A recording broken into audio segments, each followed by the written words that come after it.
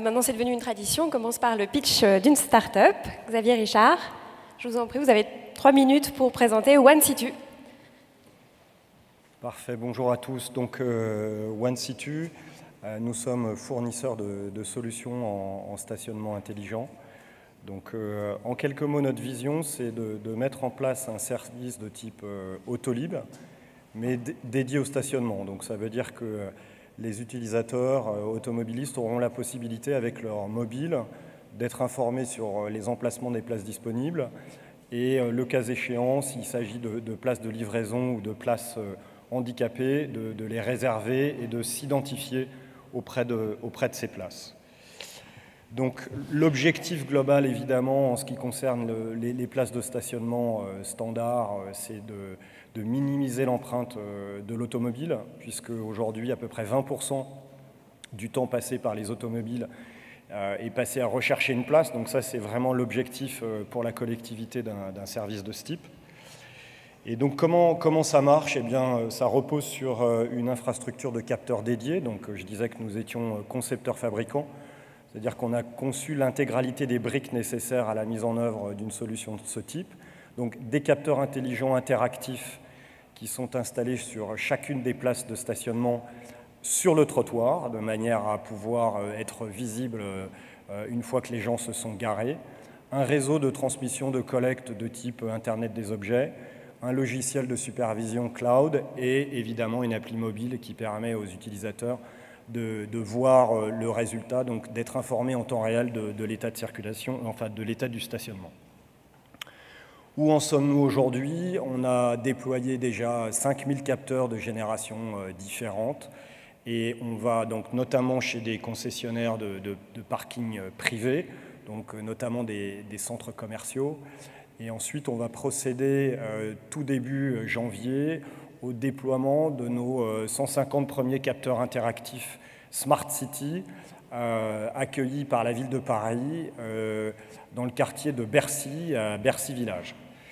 Et l'état actuel de notre développement nous conduit à rechercher bien évidemment des partenaires de distribution parce qu'on a vocation à se déployer un petit peu partout. Je suis désolée, Xavier, excusez-moi. Des collectivités locales qui seraient intéressées. Voilà.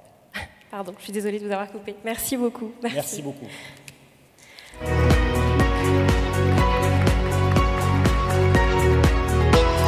Bonjour à tous. Donc, transport connecté, logique de proximité, on le voit, il y a des startups qui ont un foisonnement d'idées, mais il n'y a pas que celle-ci, hein, il y en a beaucoup d'autres. Certaines qui permettent de calculer l'affluence à un instant T dans tel quartier, d'autres le nombre de places de stationnement libres, des applications pour faire du covoiturage, pour trouver un taxi, un chauffeur privé, pour se faire livrer un hamburger à 4 h du matin. Mais toutes ces applications reposent sur l'utilisation de données et toutes semblent ouvrir des perspectives nouvelles pour répondre à des enjeux locaux et aussi globaux en même temps, et des enjeux qui n'ont rien de neuf d'ailleurs. Comment se partager le macadam quand on est de plus en plus nombreux à emprunter le même chemin? Comment réduire la pollution tout en assurant la circulation? Comment assurer notre sécurité sans renoncer à notre vie privée, à notre liberté? Une dernière question qui résonne ici avec un écho tout particulier. Bon, tous ces enjeux, là on va avoir une quarantaine de minutes pour y répondre. On ne pourra pas tous évidemment y répondre, mais on va les garder à l'esprit pour en parler avec Laetitia Rancurel, donc directrice du TUBA à Lyon, un lieu de rencontre entre les entreprises, les citoyens et les municipalités, autour notamment de l'enjeu de la mobilité, mais pas seulement. Bertrand Barthélemy, PDG de Parkeon, spécialiste des solutions de stationnement et de billettique. Et Lionel Brie, directeur des solutions clients chez GFI, qui édite, entre autres, des logiciels pour les collectivités locales. Alors d'abord, chacun d'entre vous, est-ce que vous pourriez rapidement donner un exemple de réalisation dans ce domaine-là, dans les transports connectés? Lionel. Allez, je vais commencer et peut-être je vais me permettre d'expliquer un peu ce qu'est le TUBA, parce que c'est un lieu un peu différent, un peu innovant. Donc le TUBA, c'est la contraction de TUBA Essai, TUBA Expérimentation Urbaine. C'est un lieu où on accompagne l'émergence, l'expérimentation autour des nouveaux services qui feront la ville de demain. Et notre point de départ, c'est le Big Data. Donc la mobilité en est un exemple, la big data autour de la mobilité. Et donc on mobilise aussi bien donc la collectivité, les grands groupes qui sont possesseurs de cette grande donnée, les experts qui nous aident à la traiter, à travailler sur la partie data mining, traitement de la donnée, mais aussi sur l'usage, le design d'usage. On met aussi dans ce lieu le TUBA, on y met des entrepreneurs. Dans l'entrepreneur, on a aussi bien des startups que des PME innovantes, que des projets, on va dire, disruptifs ou en intrapreneurship de grands groupes. Et on y met aussi au TUBA des citoyens. Donc c'est un espace ouvert sur son rez-de-chaussée où le citoyen va venir participer à la ville de demain et sur les enjeux typiquement de mobilité, de qualité de l'air. On voit bien qu'il y a tout un enjeu d'éducation aussi du citoyen. Voilà ce qu'est le TUBA. Alors le TUBA est financé et accompagné par 9 grandes entreprises, la collectivité, la métropole de Lyon et la région Rhône-Alpes, ainsi que des pôles de compétitivité et des laboratoires de recherche, et bien évidemment les startups. Et quelques exemples de ce qu'on a pu faire typiquement comme projet dans la première saison, puisque nous fêtons nos 1 an aujourd'hui. Eh bien, nous avons testé, par exemple, avec un de nos partenaires, Keolis, une borne interactive avec les citoyens. Et l'objectif, c'était de regarder l'usage de cette borne et de voir comment on pouvait la faire évoluer. Donc, au TUBA, on est toujours sur un triptyque données, services, usage. Voilà. Merci. Lionel, de votre côté, un exemple en matière de transport connecté? Donc, je vais vous donner 1 ou 2 exemples, si vous le permettez, de services de Smart City qui existent réellement. Donc, on ne parle pas des concepts, on parle de réalisation. Donc, je vais vous en donner 2 qui correspondent à 2 sujets qui ont été évoqués dans la table ronde, pas la précédente, celle juste avant dans cette salle. Le premier, c'est comment gérer les déplacements de grande banlieue à grande banlieue. Et le deuxième, c'est comment perdre moins de temps à trouver une place pour vous stationner en centre-ville. Donc pour le premier, vous avez des sociétés comme Blablacar qui font Nantes-Paris, donc de ville à ville, donc dans l'économie du partage, et ça correspond à un besoin, ça fonctionne bien. Par contre, personne ne s'occupe réellement des gens qui vont d'une ville de banlieue à une autre ville de banlieue. Avec les transports en commun, c'est extrêmement difficile de répondre à ce besoin parce que ça coûterait trop cher de faire des tramways et en termes de lignes de bus, c'est tellement compliqué qu'en fait, c'est plus une question de coût, c'est une question de temps. C'est trop long. Et donc, les habitants de ces banlieues, en fait, ils sont obligés de prendre leur voiture. Et donc, il y a énormément de gaspillage parce qu'il y a beaucoup de voitures avec une seule personne. Et donc, il y a des sociétés qui se disent comment pourrions-nous rendre simple et sécurisé et rapide le car sharing de banlieue à banlieue. Donc on a lancé avec une start-up partenaire une première zone de car sharing donc autour des Mureaux et de Flins, donc dans l'ouest parisien, et ça fonctionne de façon extrêmement simple. Donc c'est en lien avec les collectivités locales.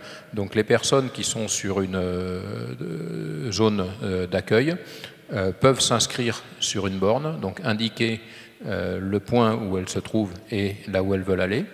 Elles payent, c'est 12 centimes le kilomètre, payent sur la borne, reçoivent un petit ticket avec un QR code tout simple, et le long des routes, à quelques centaines de mètres de cet endroit-là, les automobilistes qui arrivent voient qu'il y a une personne qui veut aller de là où il est à tel endroit. Et donc statistiquement, il y a beaucoup de voitures qui sont en train de passer, qui vont faire ce trajet. Et donc la personne s'arrête, prend le passager, donc c'est sécurisé, le passager on le connaît, on a sa carte bancaire en empreinte, et le transporteur, lui, va se faire rémunérer en portant sur Internet, en récupérant le ticket qu'il a reçu du passager. Sur 12 centimes, pardon, il reçoit combien sur les 12 centimes par kilomètre? Alors 12 centimes, ça a été calculé pour faire à peu près la moitié du prix d'un ticket de bus dans les banlieues, en disant en plus ça va être compétitif. Et puis après, donc, il y a une rémunération pour l'ensemble des acteurs, un bout pour le transporteur et un bout pour la société qui gère ce service. Donc ça démarre, mais ça correspond à un vrai besoin. Un autre exemple que je vais vous donner, c'est comment trouver une place de stationnement dans les centres-villes. On disait tout à l'heure, quand il y a beaucoup de monde, les gens passent une quinzaine de minutes à tourner donc ils perdent du temps, ils polluent, ça fait des bouchons. Donc nous, ce qu'on a fait, c'est qu'on a pris les dizaines de milliards de données historiques que notre société possède dans 4000 villes dans le monde depuis des dizaines d'années, de ce qui se passe section de rue par section de rue.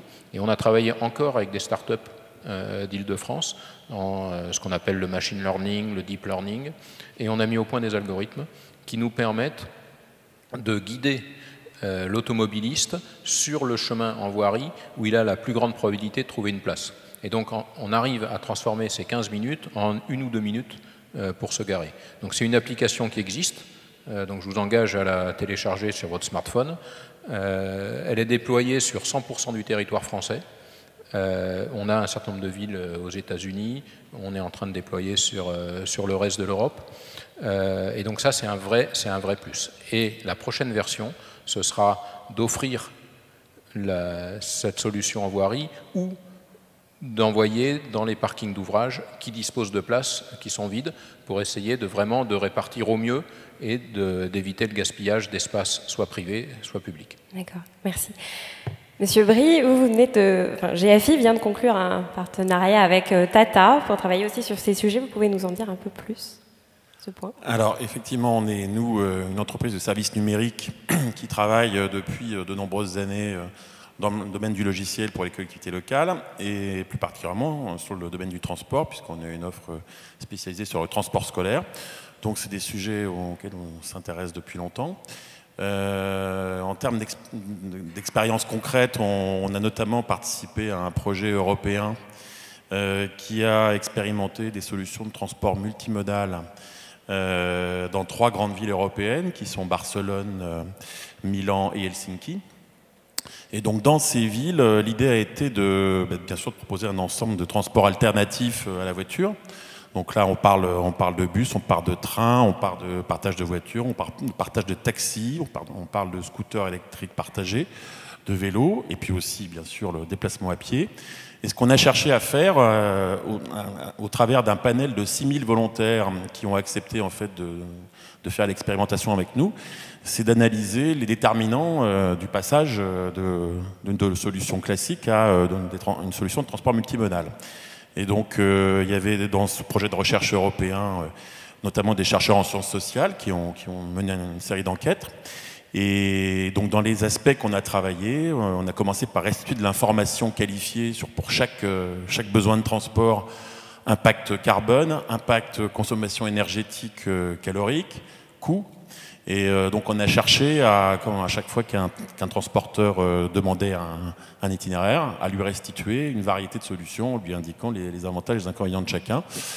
L'autre aspect, c'est qu'il y avait une connexion également aux plateformes de réseaux sociaux. Et donc on agrégeait à la fois de la donnée transport temps réel et de la donnée réseaux sociaux pour pouvoir informer les usagers des problèmes rencontrés sur le parcours, mais aussi des points d'intérêt de la ville, notamment d'un point de vue touristique ou activité culturelle. Donc tout ce qui va permettre à l'expérience voyageur d'être une vraie alternative à la solution. Je suis dans ma voiture tout seul et avec ma radio et c'est tout. D'accord. Sur l'aspect calorique, vous pouvez juste préciser? C'est simple. Vous avez par exemple une ville comme Londres aujourd'hui qui travaille énormément là-dessus. Pourquoi pas utiliser pour passer d'une gare à l'autre la marche à pied? Donc derrière, vous restituez le nombre de pas et la consommation énergétique correspondante. Bon, moi j'ai une épouse qui regarde tous les jours sa consommation énergétique. Bon, voilà, ça lui plaît. Mais alors, concernant donc ce partenariat avec Tata, vous aviez, je crois, des images à diffuser. Vous pourrez expliquer? Alors, effectivement. Voilà. Donc l'idée, au-delà de cette expérimentation que nous avons conduite, c'est d'essayer en fait de relier 3 choses. Et donc, nous avons demandé effectivement à Tata de nous accompagner dans la création d'une plateforme technologique pour aboutir à ça. Alors, ça passe très vite. Là, on peut revenir.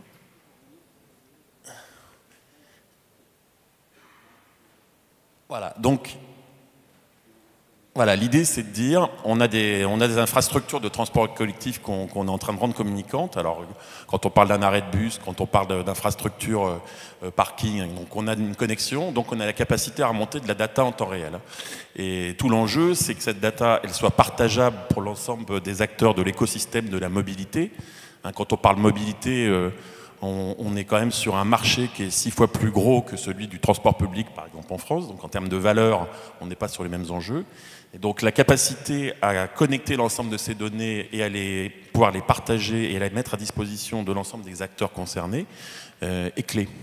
Et donc ce qu'on cherche à faire avec Tata, c'est effectivement bâtir cette infrastructure de collecte de données de temps réel pour pouvoir, à court terme, dans la solution qu'on est en train de lancer là, dans les semaines là, qui arrivent, une analyse d'adéquation entre l'offre de transport et la demande, et demain, dans des versions ultérieures, de pouvoir faire du prévisionnel et du prédictif, et d'être capable d'orienter la politique d'investissement en infrastructure et bien sûr en maîtrise des coûts d'exploitation, notamment des villes. Pour ça, pour le prédictif, mais pour les solutions que vous développez aussi, il y a un point commun, c'est récupérer des données, alors qu'elles soient gratuites, payantes, c'est plus ou moins facile d'en obtenir. Quels sont les types de données que vous avez vraiment du mal à obtenir de la part des municipalités et qui vous seraient pourtant utiles ? Aujourd'hui, donc les données de ce qui se passe dans la rue, celles-là, nous les avons. Donc c'est simple. Il existe pas mal de données en open data déjà aujourd'hui. Il existe pas mal de sociétés qui commercialisent déjà des données très diverses d'un point de vue sociologique, mais qui sont importantes pour essayer de trouver les corrélations dans les comportements humains, parce que c'est de ça dont il s'agit. Je vais vous donner un exemple. Les locataires ont moins de parking privatif que les propriétaires. C'est évident. Et ben donc, si vous avez la densité de propriétaires et de locataires, vous pouvez en déduire quelque chose sur ce qui va se passer dans la rue, par exemple. Donc, il y a beaucoup de choses qui existent comme ça. Ce qui est plus compliqué, c'est d'obtenir... Il y a deux choses qui sont difficiles à obtenir. Il y a les paiements, et ça, c'est strictement impossible, parce qu'il y a des questions de sécurité. Et donc, c'est important d'être un acteur de la chaîne des paiements pour pouvoir avoir la bonne information. Et il y a une autre chose qui n'est pas impossible, mais qui est plus compliquée d'obtenir, c'est ce qui se passe chez les opérateurs privés. Parce que chaque grand groupe a l'impression que s'il garde sa donnée, ce sera lui qui sera au centre du système, et a plutôt tendance à ne pas les communiquer.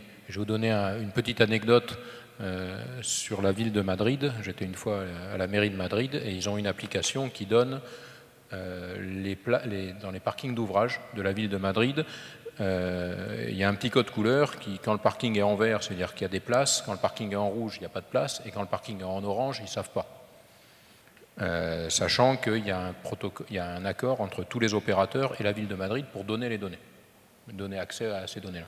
Et donc l'adjoint au maire de la ville de Madrid, il lance son application. Donc, la mairie de Madrid, c'est comme ici, c'est en plein cœur de la ville. Et je vous jure que 100% des parkings étaient orange, c'est-à-dire qu'ils avaient 0 données. Et il me semble aussi, on a 3 types de niveaux de données. On a les données de toute façon qui sont en open data, sur les plateformes notamment des collectivités. On a les données issues de capteurs spécifiques qui peuvent être développés par une start-up, par une PME innovante. Et là, en fonction de son interaction avec la collectivité, la donnée est ou pas libérée.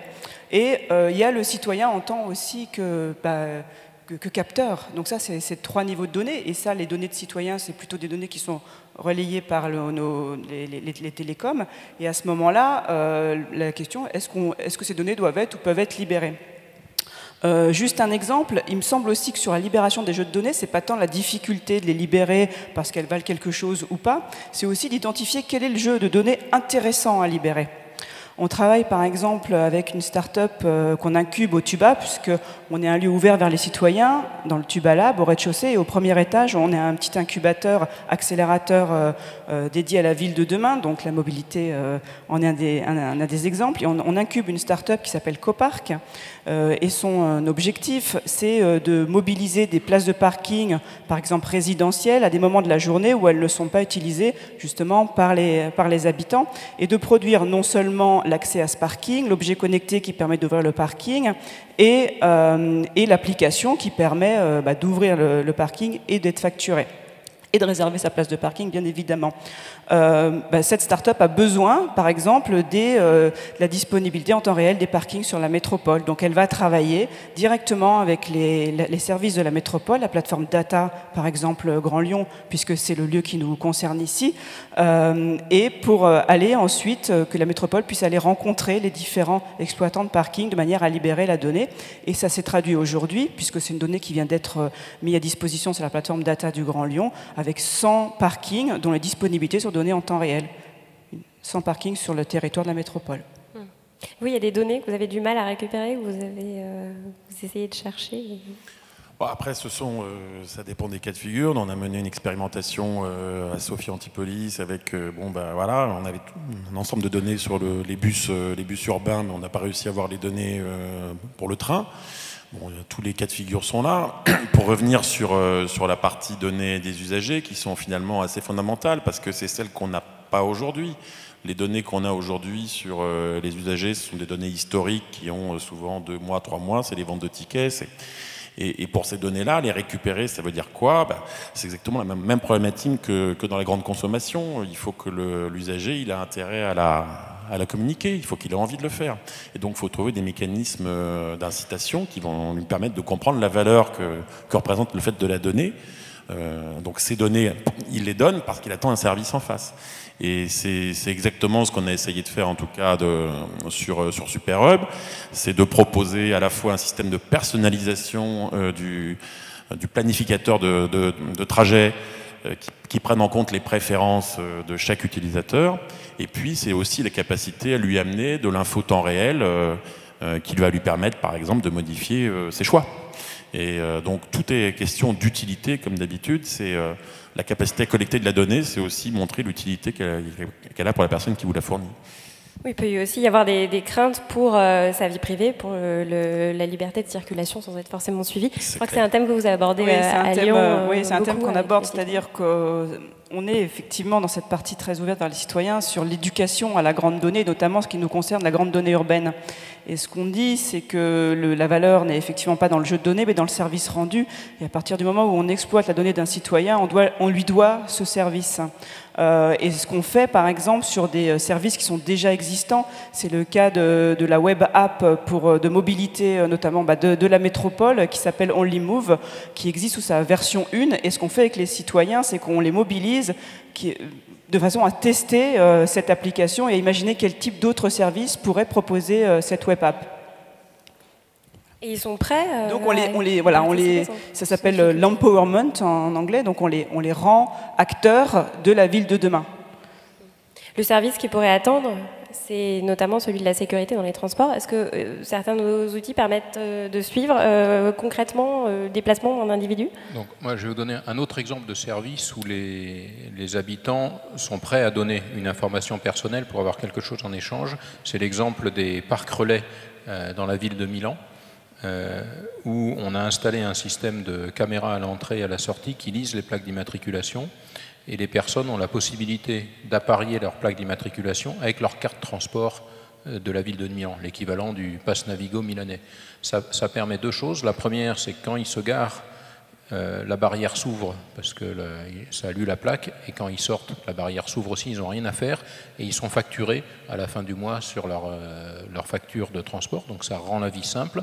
Et le deuxième intérêt, c'est que s'ils vous donnent en plus leur email ou leur numéro de téléphone, si on sait que la voiture est garée dans le parc relais et qu'il y a un incident sur leur train pour rentrer chez eux le soir, on peut leur pousser de façon proactive cette information qu'il y a un retard sur le train ou quelque chose comme ça. Et ça, les gens sont prêts à donner une partie de leur information personnelle parce que ce qu'on leur donne en échange a une valeur qui est importante dans leur vie quotidienne. Avant de revenir sur la question de la sécurité, vous poussez aussi des propositions commerciales de la part des commerçants qui s'inscrivent sur vos plateformes. C'est un autre service, voilà, c'est un autre pour les commerçants.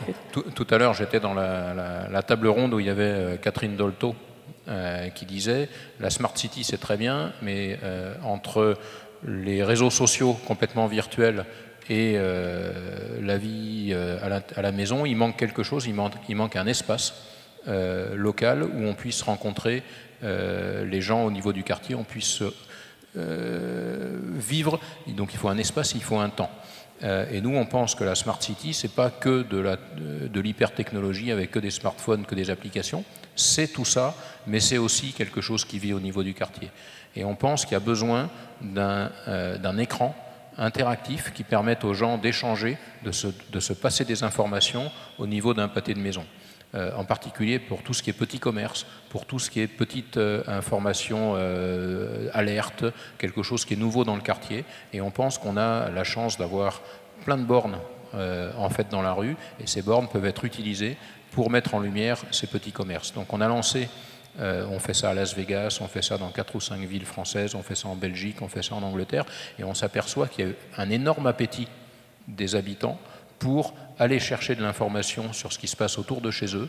Et il y a un énorme appétit des petits commerces, des services et même des services publics pour pouvoir communiquer localement. Tout peut se faire par Google et Internet, mais en fait, il y en a tellement qu'on a du mal à trier. Et cette proximité, cette hyper-proximité, c'est quelque chose qu'il ne faut pas oublier dans la ville de demain. Cet appétit pour cette information ultra-locale, vous l'avez aussi repéré pendant votre expérimentation. Est-ce qu'il n'y a pas un aspect plutôt intrusif aussi de recevoir une masse d'informations comme ça? Là encore, tout dépend comment on présente le service. Par exemple, nous, on a travaillé avec la SNCF autour des gares sur la capacité à développer du service à proximité de la gare. Et pourquoi pas donner aux voyageurs la possibilité, quand il est en transport dans son RER, d'aller réserver, je sais pas, le dernier disque ou le dernier livre qui lui plaît, et de le récupérer dans un point de collecte juste à la sortie de la gare, avec un système qui lui permet de réserver, d'être sûr d'avoir... Donc pourquoi on ne proposerait pas ce genre de service? C'est plus de la valeur ajoutée que de l'intrusion. Après, là encore... il ne faut pas oublier que ces applications mobiles, elles ne vous proposent ce genre de choses que si vous la téléchargez et que vous êtes d'accord pour le faire. Donc il n'y a pas aujourd'hui de technologie qui permet de pousser, des offres promotionnelles sans que le client l'ait pas validé lui-même. Et donc, pour en revenir sur cette question de la sécurité, est-ce que aujourd'hui, vos outils, vous les mettez aussi en service dans les municipalités pour repérer, voilà, telle zone, il y a tant de personnes concentrées, donc il y a potentiellement un risque. Est-ce qu'on peut aussi utiliser des données pour repérer le parcours d'une personne à l'intérieur de la ville? Donc, ça, d'un point de vue technologique, ça existe. Nous, on ne le fait pas, parce qu'on ne fait pas tout. Hein. Mais ce qui est clair, c'est que il y a un certain nombre de sociétés qui offrent ce type de service. C'est clair que les opérateurs télécoms, et les Google et Apple, disposent de ces données individuelles. Ils ne sont pas censés les utiliser, mais ils en disposent. Et on sait très bien qu'il y a un certain nombre de services qui les utilisent. Nous, on n'est pas dans ce type d'approche. Par contre, être proactif, ça peut être quelque chose qui est intéressant. Dans notre application de guidage, on propose, quand on s'inscrit, de choisir d'être suivi ou de ne pas être suivi quand on utilise l'application. Donc, ce n'est pas obligatoire. L'intérêt de choisir, c'est que ça nous permet d'anticiper ce qui va se passer. Donc, quelqu'un qui habite à un endroit, qui va à un autre endroit, quand il revient avec son véhicule et qui se gare, nous, s'il a choisi qu'on le suive, on l'identifie sur le téléphone, on sait qu'il vient de se garer, qu'il vient de garer sa voiture et qu'il continue à pied. Quand le lendemain matin, il approche de son véhicule en marchant et que c'est à peu près l'heure à laquelle il a l'habitude de partir au travail, nous, on va savoir que très très probablement, il va monter dans sa voiture, libérer une place. Et donc pour lui, ça lui permet d'avoir en échange le même service si quelqu'un d'autre a accepté de donner cette information par anticipation. Donc c'est sur une base de volontariat. Si la personne ne veut pas être suivie, on ne la suit pas. Si elle l'accepte, nous, la proposition de valeur qu'on lui amène en échange, c'est ce genre de capacité d'anticipation. Mais techniquement, vous pouvez la suivre, même si elle a opté pour ne pas être suivie. Techniquement, vous pourriez. Techniquement, il faut que la personne ait opté pour. Par contre, il y a des sociétés qui n'ont pas besoin de l'accord de l'individu. Et de votre côté, c'est la même chose? Nous, de notre côté, alors sur une problématique connexe, par exemple, on a un client aujourd'hui opérateur de transport dans une grande ville européenne qui veut développer une une application sur montre connectée qui va permettre de paramétrer quand un bus rentre dans un rayon de X mètres de la personne qui est utilisatrice de cette solution, qui va lui envoyer une alerte. Bon, mais ça c'est pareil, c'est l'utilisateur qui paramètre sa montre pour pouvoir bénéficier de ce service additionnel. Otuba, alors Otuba, oui, on a des startups qui travaillent sur ce sujet-là, et notamment sur la mesure de flux. Il y a différentes technologies, des reconnaissances vidéo, des reconnaissances via des numéros qu'on porte sur nos téléphones portables et numéros MAC, donc il y a différentes technologies. Et je voulais revenir sur le fait que les transports connectés, c'est aussi la mutualisation des jeux de données. On a une masse de données, notamment culturelles, événementielles, qui est très peu valorisée en services urbains. Et un transport connecté, eh ben, c'est un transport aussi qui peut éditorialiser ce qui se passe dans chaque quartier, y compris les événements éphémères, l'événementiel.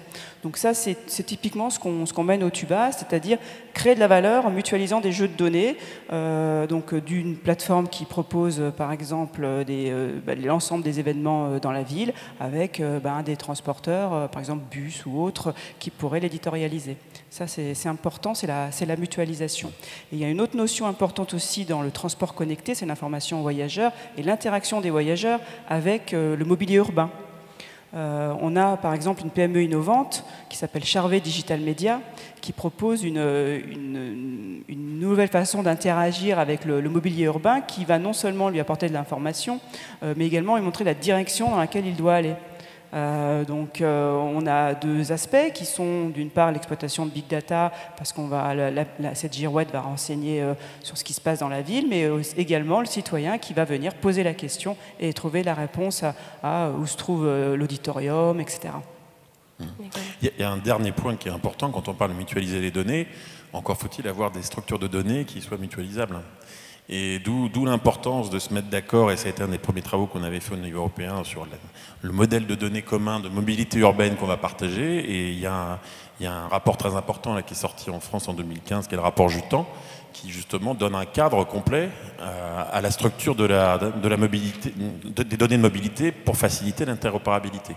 Et donc c'est sur ce genre de base qu'on va pouvoir construire effectivement des plateformes qui permettent non seulement effectivement de collecter de la donnée, mais de l'échanger de façon structurée et de produire des services à valeur ajoutée derrière.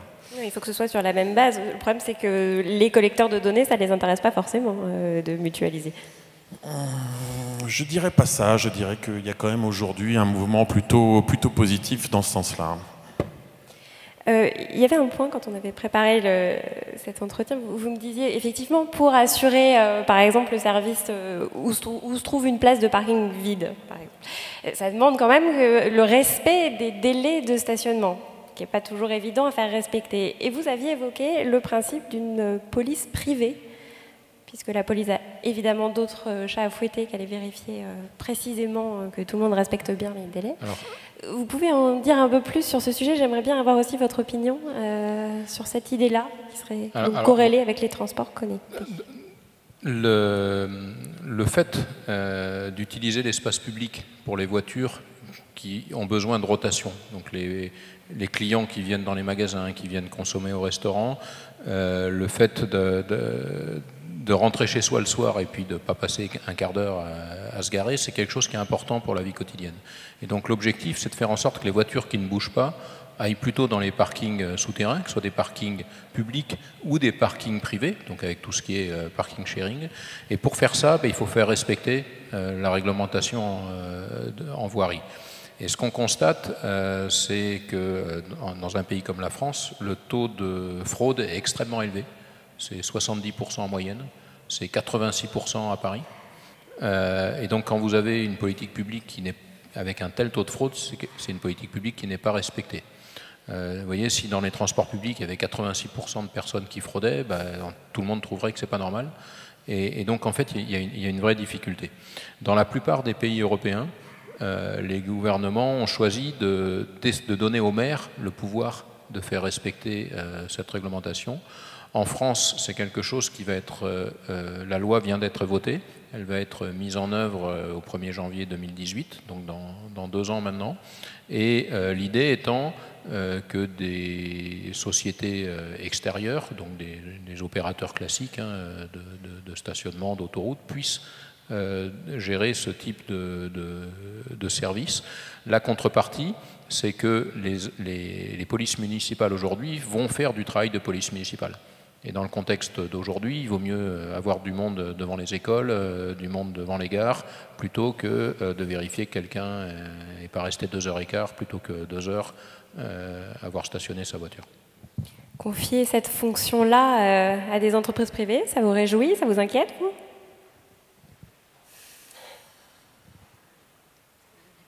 Mérite d'y penser, là, tout de suite. Tout dépend du cahier des charges. Ouais, et de la façon dont ils sont suivis et respectés. On confie bien des services extrêmement sensibles, comme la gestion de l'eau, comme la gestion de l'électricité. Bon. Il nous reste une dizaine de minutes. Est-ce que quelqu'un dans le public aurait une question? Oui, je vois un bras qui se lève. Deuxième, est-ce que quelqu'un pourrait porter un micro, s'il vous plaît?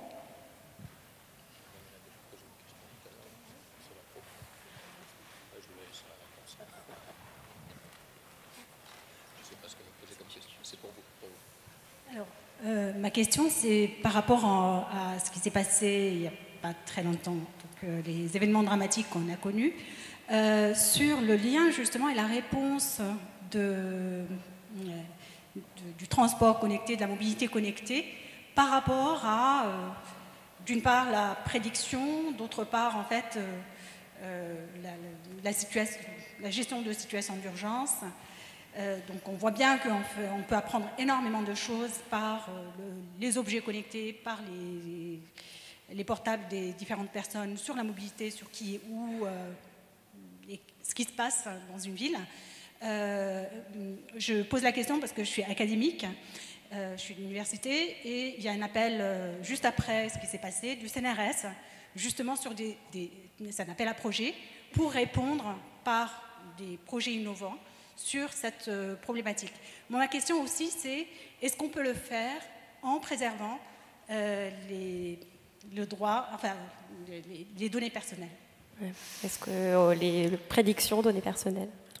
Je crois que la bonne réponse, effectivement, si le CNRS s'en empare et qu'on va vers des projets collaboratifs, c'est parfait. On va retomber sur des sujets autour de la mutualisation des jeux de données, sur le service qu'on peut en tirer. Donc,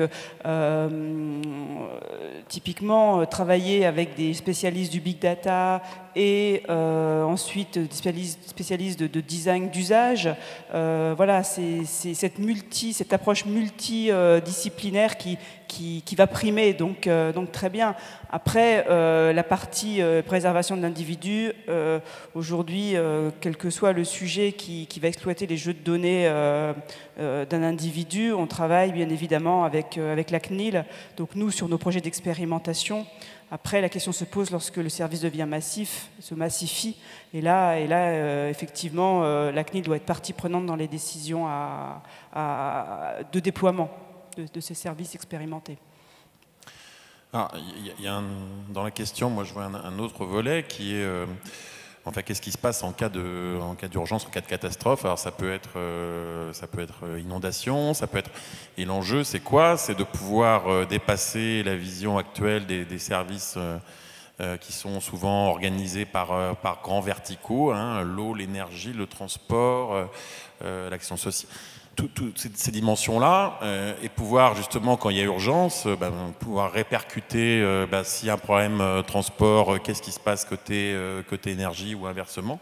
Et donc ce qu'il nous faut là, c'est des plateformes qui permettent de mutualiser ces outils de façon à pouvoir prévenir rapidement la population sur l'ensemble des dimensions de la problématique et pas uniquement la problématique transport. Vous aviez une réponse, Maître Martin? Je pense que la réponse à votre question est évidemment oui. Il y a plein de choses qu'on peut faire avec des choses compliquées, avec des algorithmes compliqués. On peut faire des choses plus simples. Moi, je prends l'exemple des billets d'avion. Il y a votre nom dessus. Si vous allez à Londres, il y a votre nom dessus en train. Si vous allez à Bruxelles, il n'y a pas votre nom. Donc techniquement, c'est extrêmement simple à faire. La SNCF peut l'appliquer du jour au lendemain. C'est pas fait pour d'autres considérations. Et donc je pense que la problématique est moins une question de technologie que de volonté politique et de discernement dans la décision politique. Et c'est pas forcément évident comme décision à prendre, mais c'est pour ça qu'on élit ces gens pour être nos dirigeants. D'autres questions? Un qui se lève. Le micro arrive.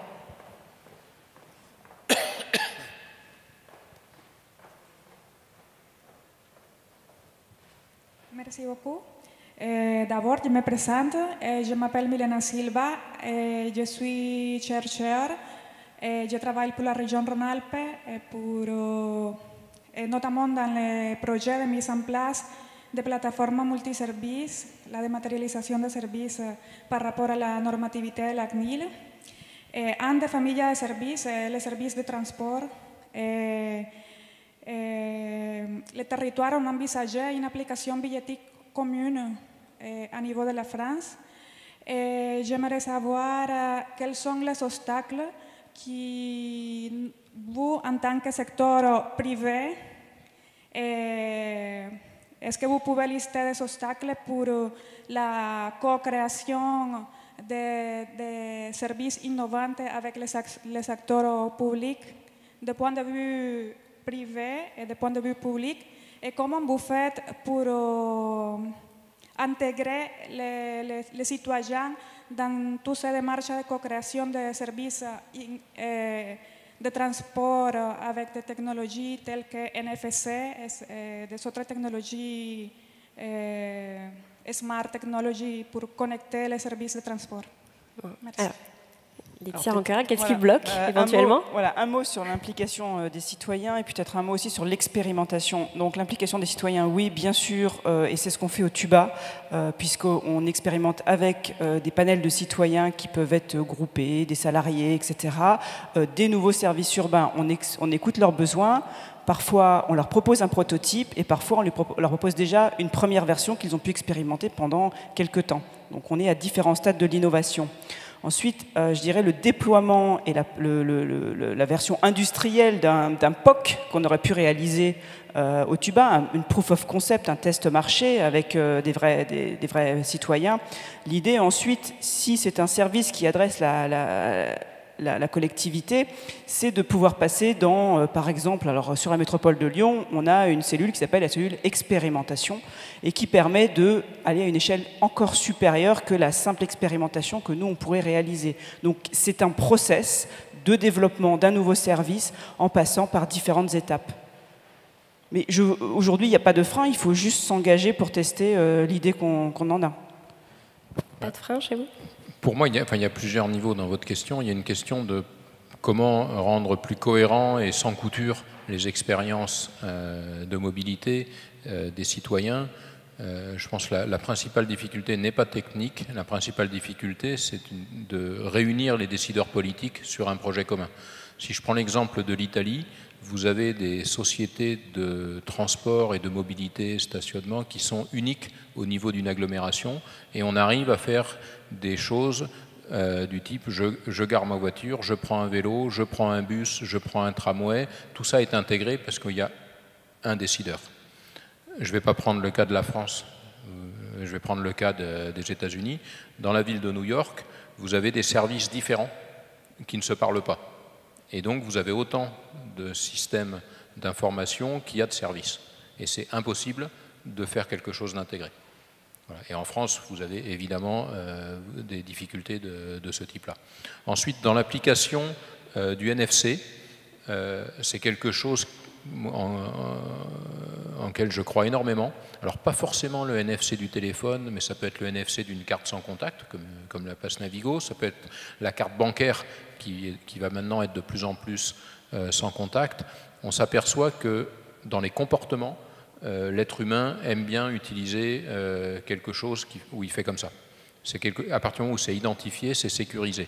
À Londres, on a mis en place, pour prendre les transports en commun, il y avait une carte un peu comme la carte Navigo, Et depuis un an, on a dit vous pouvez garder votre équivalent Navigo, mais vous pouvez aussi payer avec votre carte bancaire sans contact, qui est votre carte bancaire classique.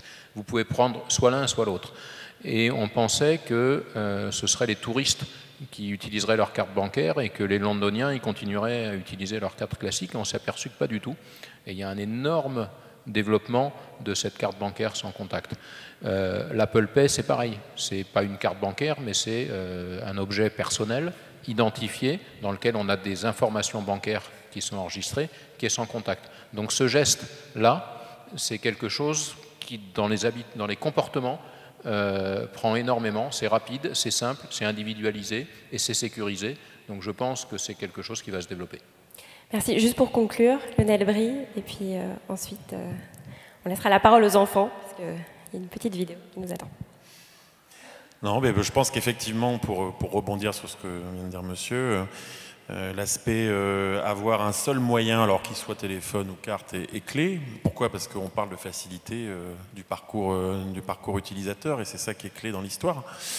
C'est pas le hasard si là, notamment en Finlande, ils viennent d'annoncer une initiative de ce type pour l'ensemble du territoire finlandais là, à partir de la mi-2016.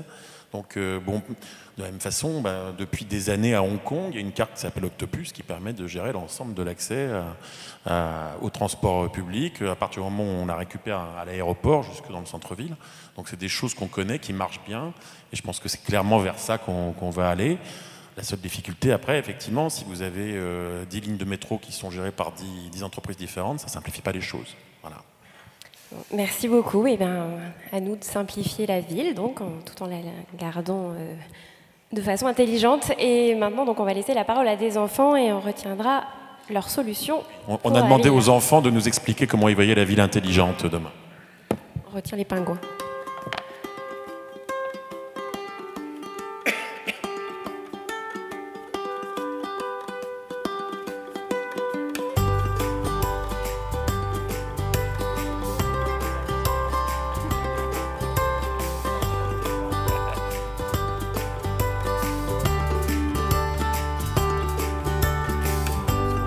Moi, dans ma ville, j'aimerais améliorer le stade et le cinéma. Moi, ce que j'aimerais changer, c'est qu'à la place des fontaines d'eau, il y ait des fontaines de coca. Qu'elles soient plus grandes. Alors moi, dans ma vie, j'aimerais rajouter des magasins Nike. Moi, je voudrais rien changer du tout. Moi, j'aimerais qu'il y aurait plein d'aqualand partout. Moi, j'aimerais changer dans ma ville, que ce soit pas plus agité. Moi, ce que j'aimerais changer, c'est qu'il y ait plus de magasins JD Sport. Moi, j'aimerais changer que j'arrête d'avoir 2 maîtresses à l'école. Moi, j'aimerais changer que tout soit gratuit.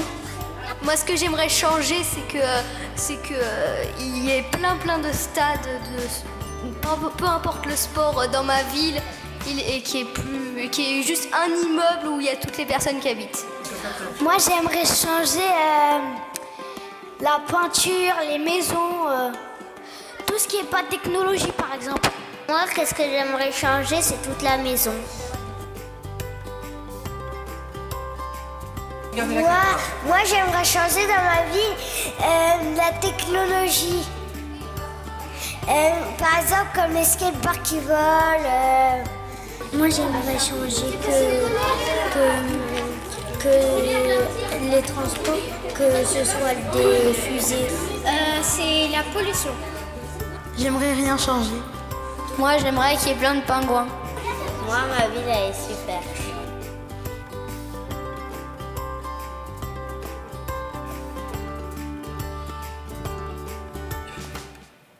Merci. Bonne soirée.